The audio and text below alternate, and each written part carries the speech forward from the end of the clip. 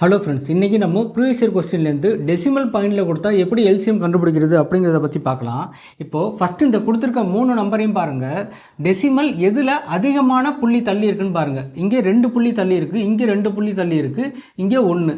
இப்போது அதிகமாக எந்த புள்ளி தள்ளி இருக்கோ அதில் நம்ம மல்டிப்ளை பண்ணணும். இப்போ 2 புள்ளி தள்ளி இருக்குன்னா நம்ம 100ஆல் மல்டிப்ளை பண்ணணும் எல்லாத்தையும். சரியா? ஃபஸ்ட்டு இதை 100ஆல் மல்டிப்ளை பண்ணால் என்ன வரும்? Into 100 into 100 into 100. 3லேயும் 100ஆல் மல்டிப்ளை பண்ணிக்கலாம். இப்போ மல்டிப்ளை பண்ணால் இங்கே 63 வரும், இங்கே 105 வரும், இங்கே என்ன வரும்? 210 வரும். சரியா? இப்போது இது 3க்கும் நம்ம எல்சிஎம் எடுக்கணும். எல்சிஎம் எடுக்கலாமா? ஃபஸ்ட்டு எந்த டேபிளில் வரும்? 3 டேபிளில் வரும். 2 3s are 6, 1 3 is 3. சரியா? 3 3s are 9, balance 1, 5 3s are 15, 7 3s are 21. அப்போது அடுத்தது எந்த டேபிளில் வரும்? 7 டேபிளில் வருமா? 7 3 7s are 21, 5 7s are 35, இங்கே 10 7s are 70. அடுத்தது திருப்பி எந்த டேபிளில் வரும்? 5 டேபிளில் வரும். 1 5 is 5, 2 5 are 10. இந்த 3 அப்படியே வச்சுக்கோங்க. ரைட்டா?